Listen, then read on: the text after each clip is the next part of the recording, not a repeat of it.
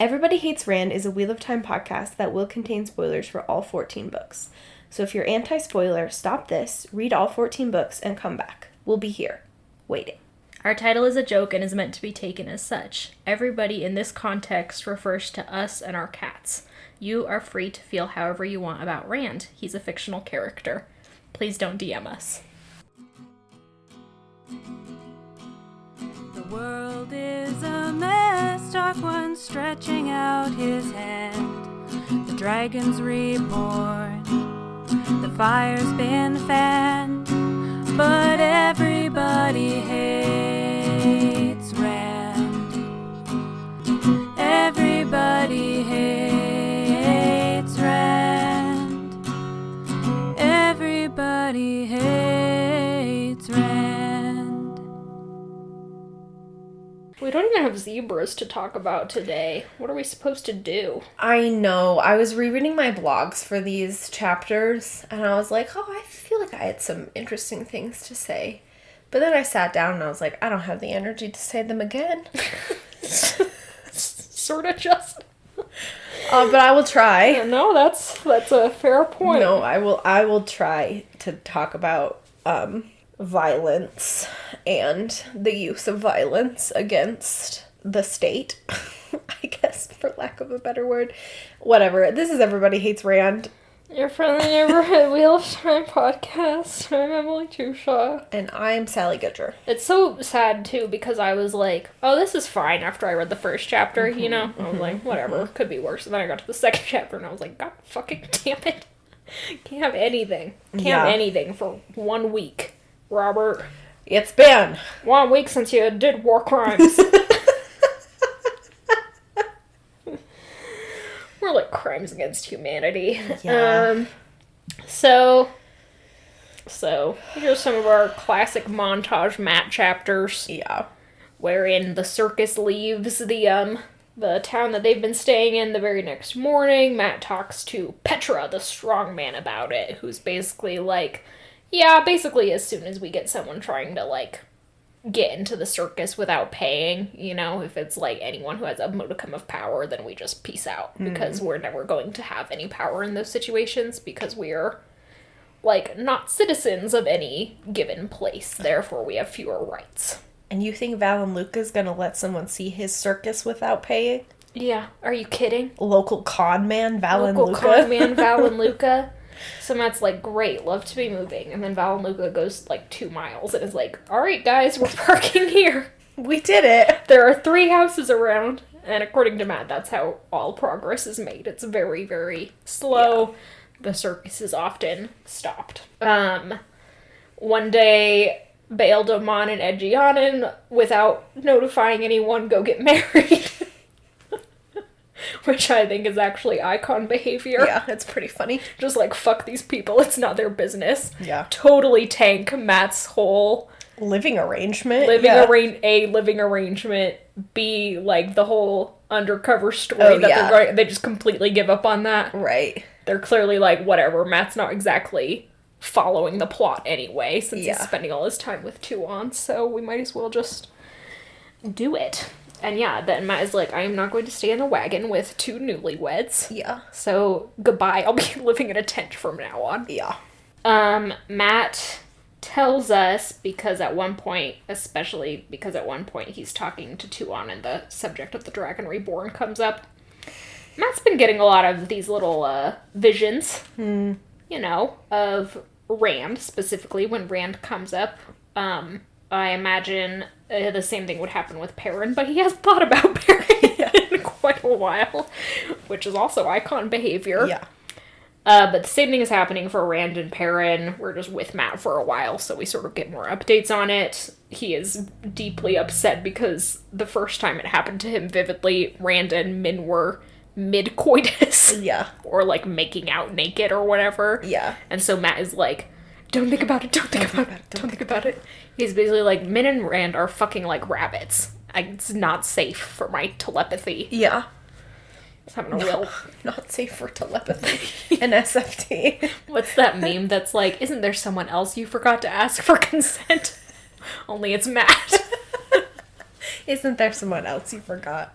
It's Matt Cathon. It's Matt Cathon, who may have to witness your sex acts. I don't really know what the purpose of them seeing each other serves. It would be interesting. I think we've said this before, but it would be interesting if this at all served a logistical purpose, you know? If they used it somehow to, like, meet up, communicate, do something else, you know, like if they eventually figured out I can hold up a sign or, like, have something slung around my neck, you know, so Rand gets the instant communication that I need to dispense to him, but, like, it's just sort of a random set piece addition. Yeah. I don't really get it either. I have nothing to add. I don't know why I'm muttering like I do. Robert Jordan's doing a lot of things in these later books in an effort to reinforce the idea that the last battle is impending. Mm-hmm. And his sort of strategy there is, I believe, to have weird things happening throughout the series, but the weird things are accumulating in quantity rather than scale as the series goes on. So we're getting very few really major upsetting things. We're just having more people seeing ghosts, more strange Taviran things happening. Matt is now hearing multiple sets of dice in his head. Right. Da-da-da-da-da. And I'm not saying that's ineffective or the worst option, just that that's what he's doing. And in some instances, and I would say in this one, it's kind of like you should have gone for quality rather than quantity.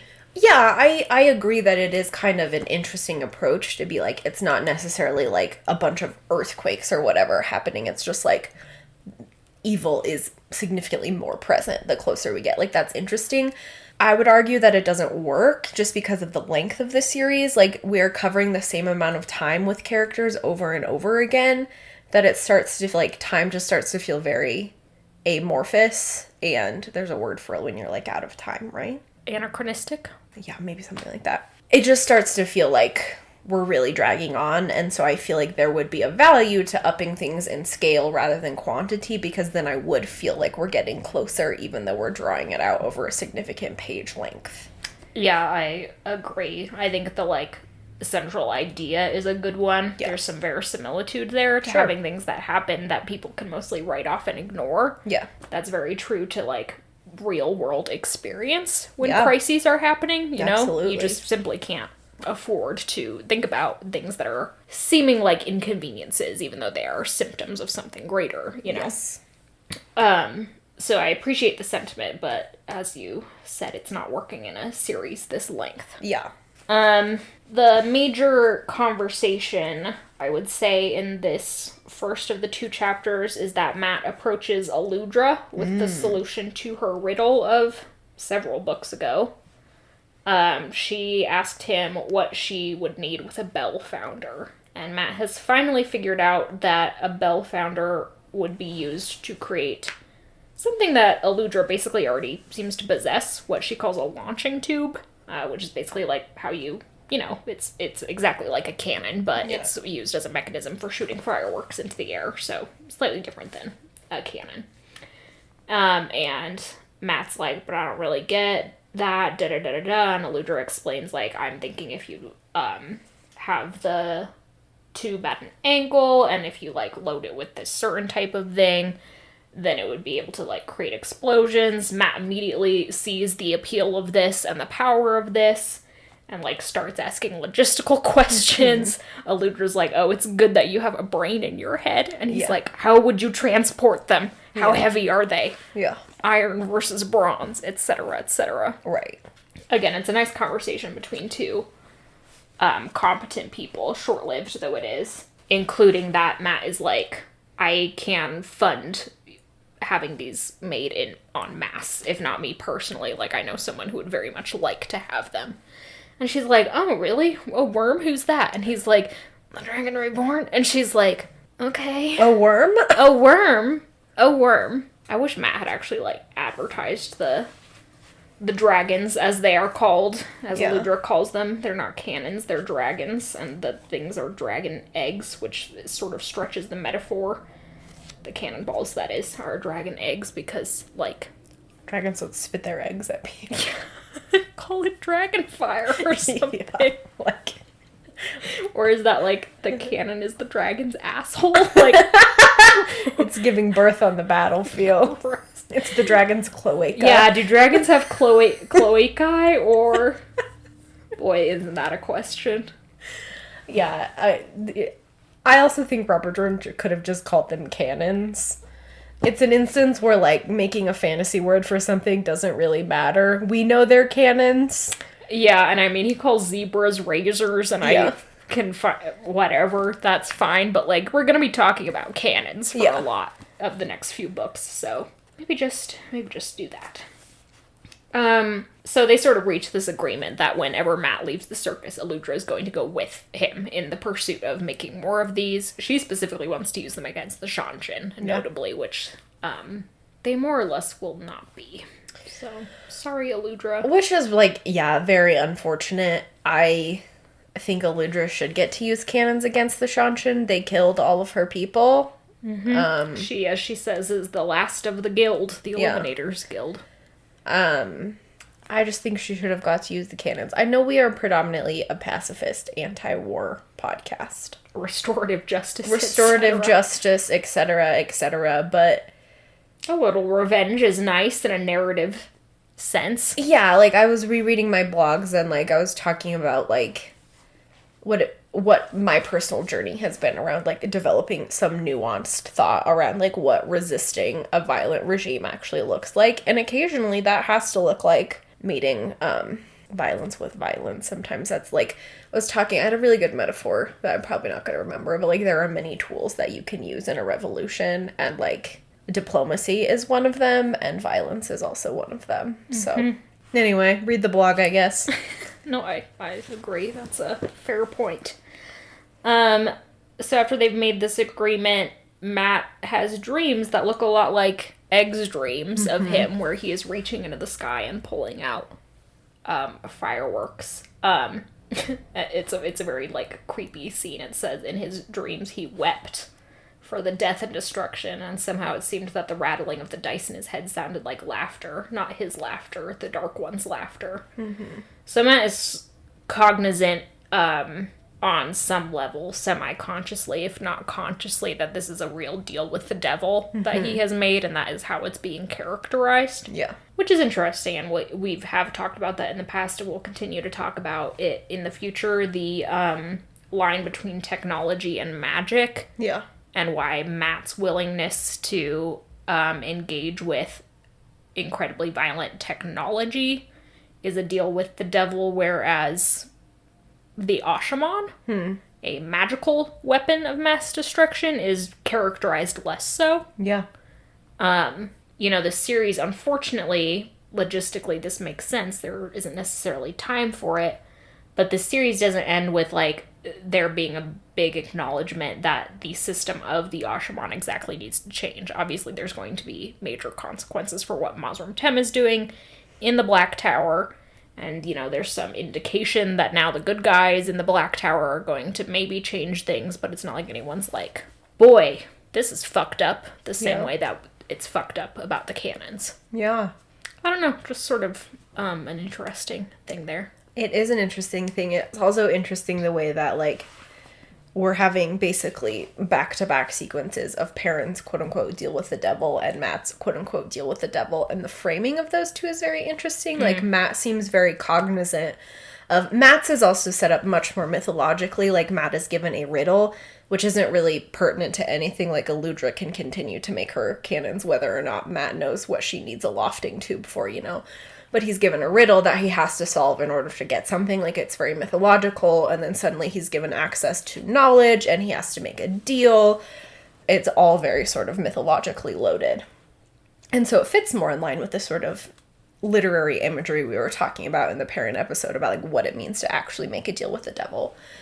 And Matt, again, is cognizant of that. Matt seems to understand the consequences and know that, whereas Perrin's scene, like, literally has a shaking of hands, which is so common in the deal with the devil imagery, but it's not set up as though he is doing anything bad. And it's interesting to think about the way that technology is playing into Matt's versus the way magic is playing into Perrin, is basically asking for access to the Soldam and the Daemon in order to attack the Shadow. So. Yeah, it's interesting because, we just watched a video recently that talked a little bit about the idea that, of course, one cannot, there's this sort of idea that is pervasive in some circles of the internet that, what does she say?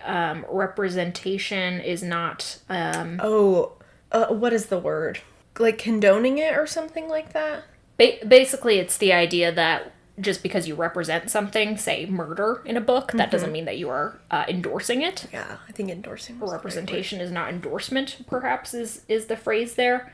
So the idea is that you need to apply your critical thinking skills to a book and be able to see what the author is actually saying about that. Yeah. And that's where sort of nuance falls by the wayside. For a lot of people, it's more comfortable to think, I only want to engage with media that only portrays good things, because to see a toxic relationship is somehow bad. Sure. For me as a consumer, as well as a sign of badness in the creator.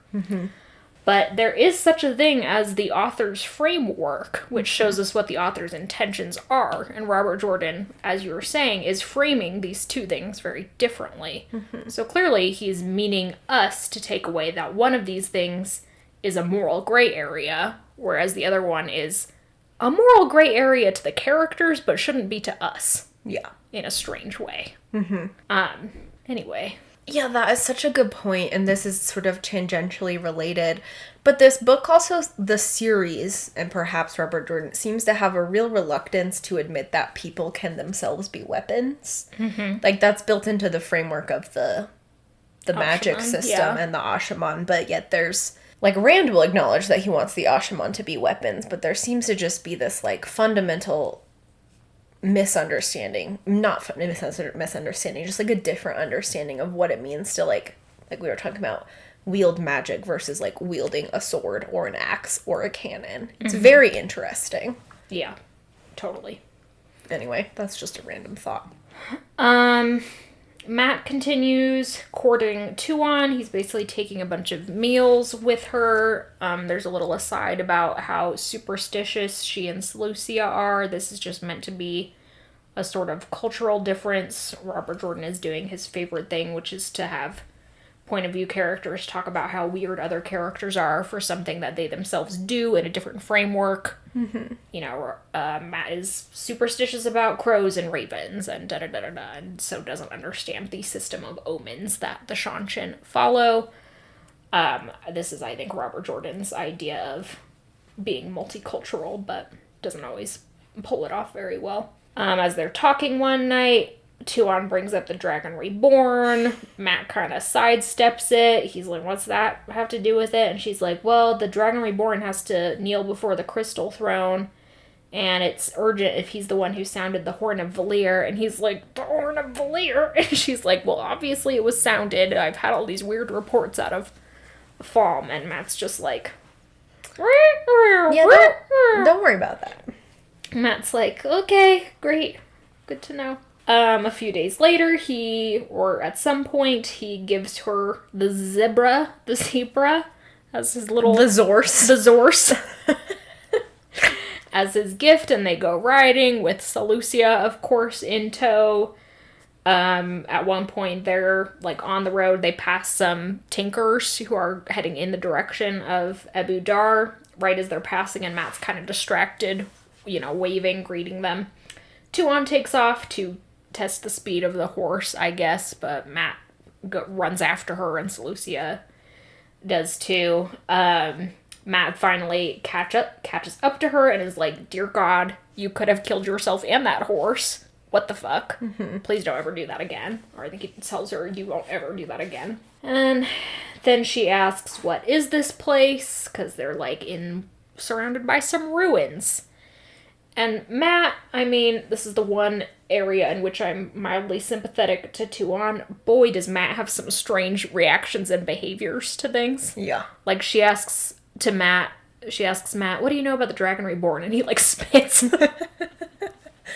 And she's just like, okay. Yeah. And then she's like, what is this place? And Matt fully, like, dissociates because he's remembering being in this place as someone who was dying. He remembers dying. And Tuon's like, are you fucking ill? Like, what's happening? You look like you're gonna puke. And he's like, I'm fine. And she's like, please, what? Yeah, what's your beef, little dude? What's your beef, little dude, truly? So Matt's kind of having, like, an existential crisis about this because it has occurred to him for the first time how weird it is that he can remember dying. Mm-hmm. You know, that sort of indicates that however these memories got put in his head by the what are they called? The Aelfinn and the Aelfinn, like, these memories were accessible to the Aelfinn and the Aelfinn up until the moment of dying. Yeah. And he's trying to figure out how that is. And it's not something that's really answered by the text, and I would say it's not really something that needs to be answered by the text.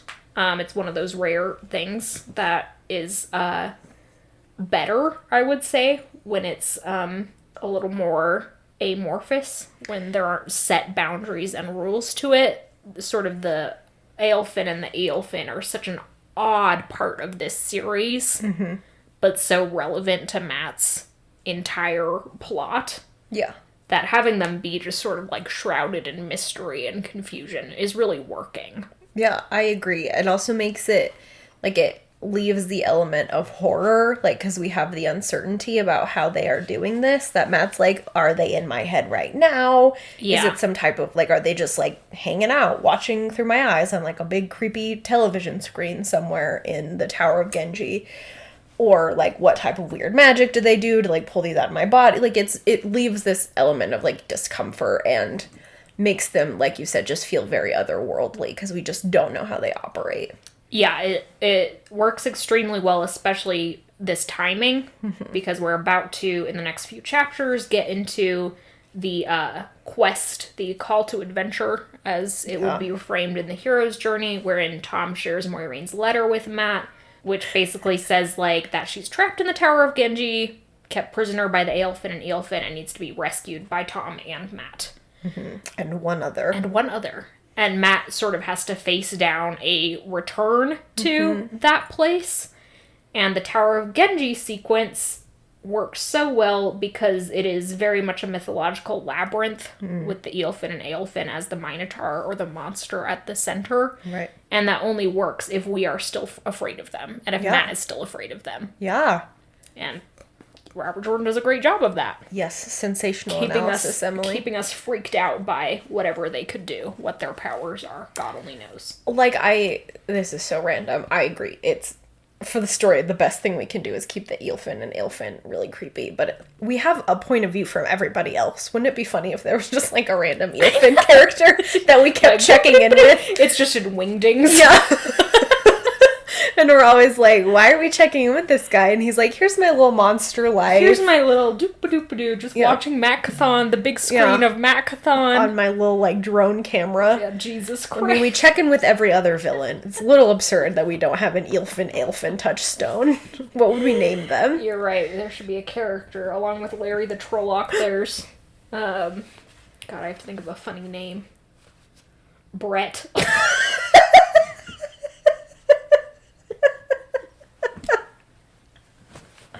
Brett the Aelfinn. Brett the Aelfinn.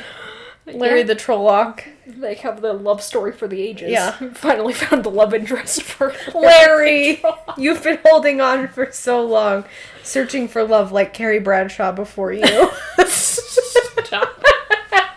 Don't tell me that Brett the Aelfinn is Mr. Big in this scenario. Always in a little suit. Yeah. Occasionally charming, but mostly insufferable. Yeah. Wow. Well, that was certainly an expansion on the mythos. Matt and Tuon head back. They run back into the Tinkers, who understandably saw two women on horses apparently running away from a man on a horse, and are like, hello? Yeah. And Matt's just like, whatever, let the ladies talk to the ladies and get it sorted. So he's just talking to this guy about, like, oh, I've seen a lot of Tinkers headed to Abu Dar, like, what's the deal? And this guy's like, well, we've heard that we won't be discriminated against, basically, under the Shanshin government. And Matt is like, yeah, okay, fair point, but, you know, also fair warning, things aren't great under them either. There are, what does he say? Their safety comes at a price, and some of their laws are harsh. And they're just like, yeah, whatever, not a big deal. And that might be worth a longer discussion at a later time. I don't know if there will be a better time in the future, since I don't really know if it comes up again. The Tinkers, as we've discussed, are something that Robert Jordan introduced in the early stage of this series and then sort of clearly wasn't interested in anymore once he'd done the big reveal with the ale. But the Tinkers, I would say, are one of the only, like, universally discriminated against populations on this continent. And having them react to an invading force of fascism by being like, this will be better for us, is a little disingenuous on Robert Jordan's part, because I don't think it's historically accurate that anyone has ever run into the arms of the invading force on the promise that it might be better than the status quo. Generally, if something enters at the top of the food chain and starts consuming the things underneath it, you at the very bottom aren't going to be safer. But it's just sort of Robert Jordan's continuing project of being like, fascist governments are completely legitimate and have some benefits. Exactly what I was going to say. As you point out, the Tuatha are the only universally discriminated against group, which obviously they have a very real-world parallel in the Romani people. But also, if they're operating as our only universally discriminated against group, they could also very easily be a sort of medical stand-in for Jewish people, any number of the groups that were targeted in the Holocaust, the disabled, gay people, people of color. You know, they can have that real-world stand-in for a lot of different groups. And the sort of idea that they would be better off under the thumb of an authoritarian fascist empire plays exactly into the rhetoric of historical authoritarian fascist empires, which is that they are improving the overall life of the world by managing populations in whatever way they manage them. So it is just a continuing this story's underpinning of, like you said, the validity and legitimacy of invasion and occupation and empire. So it's really fucked up is what it actually is, to be like my real world parallel to someone who, a group that was targeted throughout human history, is gonna just run into the arms. Like, you think that it's also continues the infantilization of the Tuatha by being like, this group would have a very strong history of understanding that they are not welcome in places like this. And for them to sort of have this bright-eyed, naive approach to being like, it'll be fine, is not accurate to the way that these groups go about their life. It's extremely naive. Yeah. So. Goody goody. Like, the next day, Adrianan tells Matt, like, oh, good job on the whole zebra gift. Because, you know, as according to Shanjin protocol, that just means that you're acknowledging that she's above your station because it's a rare gift and it pertains to one of her interests. She's like, among the blood, when you're courting someone higher than you, a traditional gift is something exotic or rare. Best of all is if you can connect the gift somehow to one of the recipient's pleasures. As though that's just not, like, a normal part of gift giving. Yeah. I thought about something you really like that might be difficult to acquire for yourself. So I'm going to prove my affection to you by spending time or effort into finding something for you. That's only in the Shanshin nobility. For everyone else, Christmas is just, I got you socks. Yep, got you socks. Year after year after year, the drudgery of socks. It's only, gift giving is only fun in Shanshin. Yet another benefit of Empire. The Drudgery of Socks sounds like a Charles Dickens story. You're right. About some poor orphan who has to mend socks for her living. Or someone named Socks. Socks is one of the Artful Dodger's little minions. Oh my god. Matt updates us on the situation with the Aes Sedai post this confrontation they had in the last couple chapters. Bethaman, who's the one who channeled accidentally, is now being taught by the three Aes Sedai, or Jolene, I think, and Edicina. Teslin doesn't seem to be participating because, as she said, she does not care to train the Soldam. She doesn't care if they live or die. And Sita, the other Soldam, is reacting by, like, covering her eyes whenever there's channeling around her, which seems to indicate that she can see the weaves, but she's in a state of denial. We've seen things like this before with other Soldam that have been captured or are prisoners of war. And as everyone says, it's a modicum of progress. It's just slow going and sure seems to look like torture. So, a sort of Robert Jordan classic. The Aes Sedai, Jolene at least, has found a way around Matt's medallion and is just throwing rocks at him and shit. And this goes on until Jolene has a huge beatdown fight with Teslin in their wagon, which Matt just, like, hears the yelling as, like, everyone else scurries out. You know, Edicina comes out, like, with hair curlers in, basically, and is like, do. And Matt's like, what the fuck is going on? Yeah. And they're like, Teslin's whooping her ass in there. And Matt never has to deal with that again, so it's very charming to think of Teslin being like, could you behave to the man who saved our lives? I'm begging you. Be normal. It's also just, like, continue the theme of last week's conversation. Like, Jolene is within her right to be like, I want revenge on the person who humiliated me by spanking me in this way.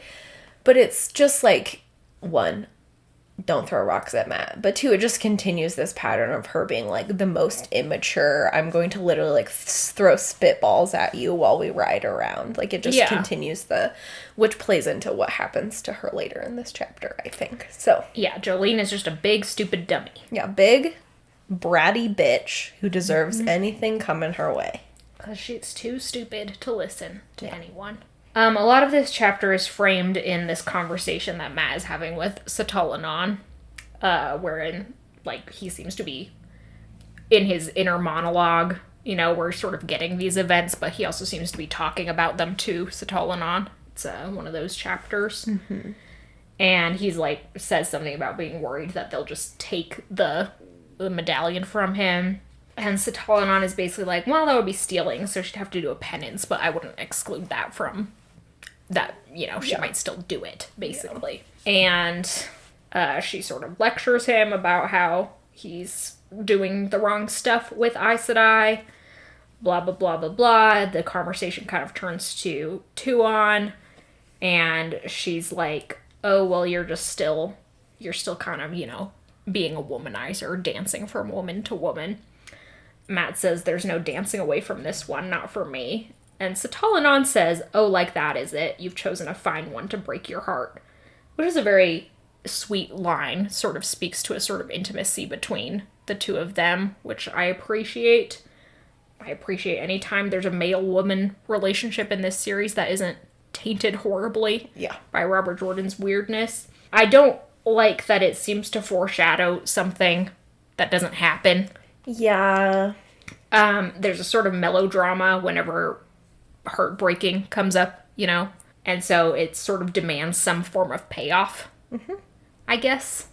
So I almost would appreciate it if Tuon just went dark side and then Matt's heart was broken and he had to move on from that. It would be a more interesting character arc, I think, if Matt married someone and it didn't turn out great and fine. Yeah. It's especially upsetting because it's, like, setting the stage perfectly. So to, like, jump ahead just for a second, but I promise it's relevant. This is the chapter in which the Aes Sedai come to confront Tuon, having learned, I think, from Val and Luca that she is a high lady. So Val and Luca can't keep his mouth shut. Yeah. So they're like, oh, we should try some, like, diplomacy or whatever. And of course the Aes Sedai being, like, very bossy about it, blah, blah, blah, blah, blah. But Tuon apparently just has some, like, fucking Adam, like, squirreled away. Where'd she get them? God knows. Seleucia and Tuon put them on the Aes Sedai, and Tuon is wearing both of the bracelets. And this is extremely upsetting for an infinite number of reasons. And we're, like, set up with this line in particular, you've chosen a fine one to break your heart. For Matt to have a reaction to this that is negative, for Matt to be like, oh, perhaps it is hitting me for the first time in my sort of like romantic haze that this is a bad person. Instead, you'll never believe what happens. Matt gets horny. Yeah, Matt's like, wow, she's so sexy. Insta-boner. Yeah, it is like so repulsive. He's like, she's like a leopard, like a dangerous Which, like, predator. Stop characterizing black women as wild animals. Jungle cats. Gross. Yeah. But also, yeah, dude, like, you suddenly are villain sexual? Like, Yeah. what's going on there? Yeah. Because that's never been your thing in the past. Yeah. Exactly. So Robert Jordan, I mean, it's just more character assassination. But yeah, this is totally like a moment where Matt could be like, Jesus Christ, I'm in over my head. Yeah. And I don't know. I mean, we continue to maintain that there's an infinite number of ways that this could have gone differently, this whole storyline. You could have changed Tuon's character. You could have left Tuon's character the same and had Matt's reaction to it be completely different. Yeah. Robert Jordan has opted for a love story in this sort of Hades and Persephone narrative. But to make Hades and Persephone into a modern-day love story requires a certain amount of naivete. Mm-hmm. And that's what he's bringing to the table here. Yeah. It's not a really thoughtful, fair interpretation to all parties, which I guess no one could ever accuse Robert Jordan of being thoughtful, but... Certainly not in this scene. Like, it is very frustrating to just be like, okay, Matt, you've apparently been in... Like, there could be an argument to be made that, like, Matt has been in denial. When you have feelings for someone, you know, you've got your rose-colored goggles on with the world. He knows that she's a part of the Shanshan Empire. He knows that she trains Damon, but maybe he doesn't fully know what that means. And then he watches her put a collar on two people that he has risked his whole ass to save. And that doesn't, like, no light bulb moment? Yeah, it's like, troubling. what is happening? It's troubling because everyone else has a normal reaction. A standard human reaction. Edicina tries to physically run out of the wagon. Teslin immediately breaks down and starts crying. She's one of the ones who has a collar on. Noel almost pulls a knife on Tuon, which I at least would have been fascinated to see what happened then. But Matt has to, like, sort of wink him down. And Jolene doesn't really react at all because, of course, she doesn't have the know-how, but then we watch Tuon immediately begin engaging in, like, the training of her, which is incredibly disgusting to watch. And Matt is just, like, trying to calmly talk Tuon away from this, and one could argue that that is him having a sort of delayed reaction. Sure. Sort of being, like, at a certain point, I must be able to talk her out of it, and then maybe she's redeemable. Yeah. But Tuon can't really be talked out of it. Matt has to sort of get up and release the collars, like, through the mechanism, and clearly Tuon tries to stop him via channeling, but is not able to because of his medallion. And Matt's like, you can't do this. And Tuon's like, well, they're annoying me. And Matt's like, well, clearly they're not going to annoy you again. And it's just like, Tuon wins this interaction in a way, in that she drives the Aes Sedai away completely. And it's like, yes, they are incredibly annoying. Jolene was incredibly rude to her, to everyone. That's Jolene. Yeah. But, like, at what cost?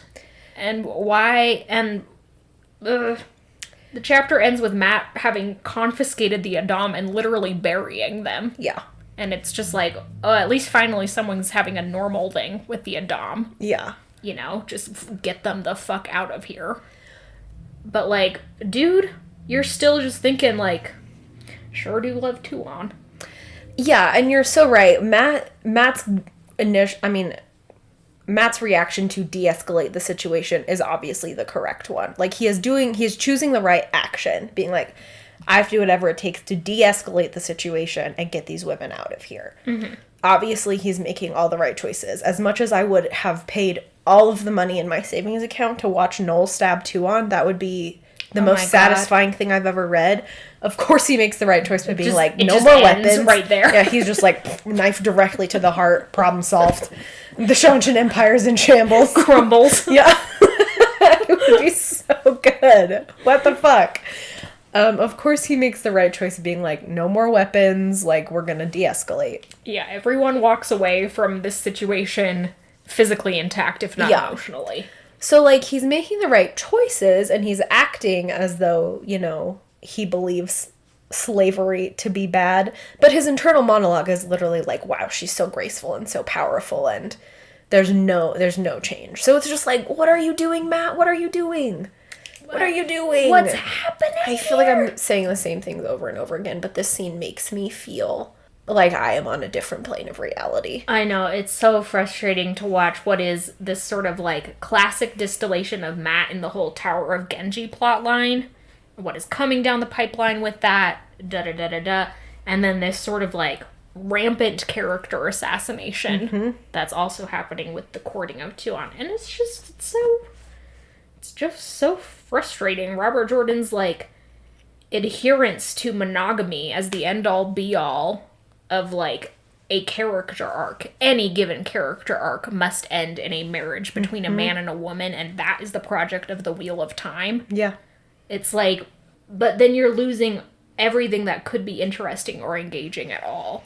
Yeah, another note I had in my blog of, like, my first reaction on, like, reading these chapters was, like, Matt's arc through marriage very much reflects Matt's initial perspective on marriage when Matt is single and unattached. His plot is very interesting and dynamic and intriguing and rich and full of life and adventure. And as soon as he gets attached to his monogamous partner, his plotline sucks ass. He has apparently no agency.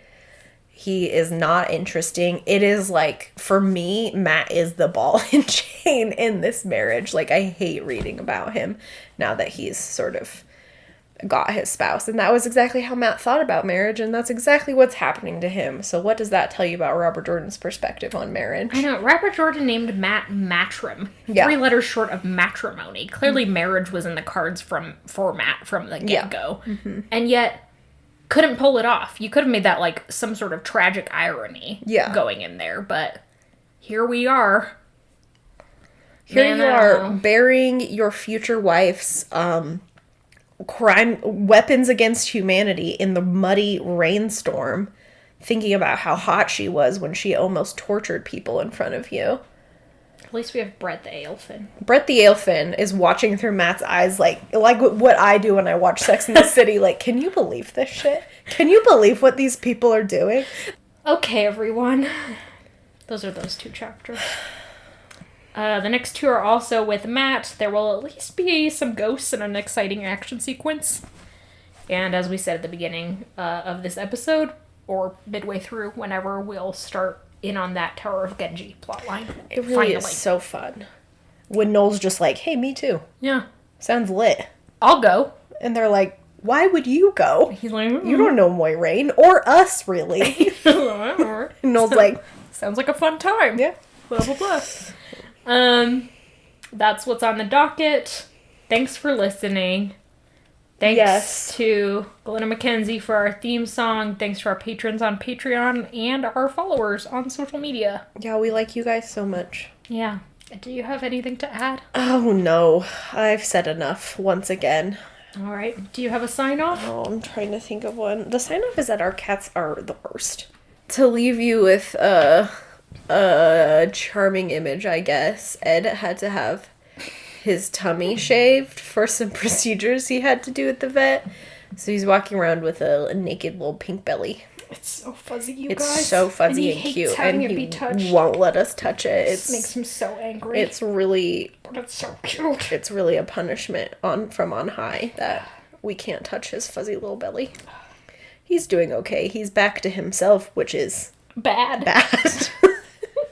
He had a few lethargic days and now he's ready again to scratch every carpet in our house. All right, okay, guys. bye. Have a good week. Bye.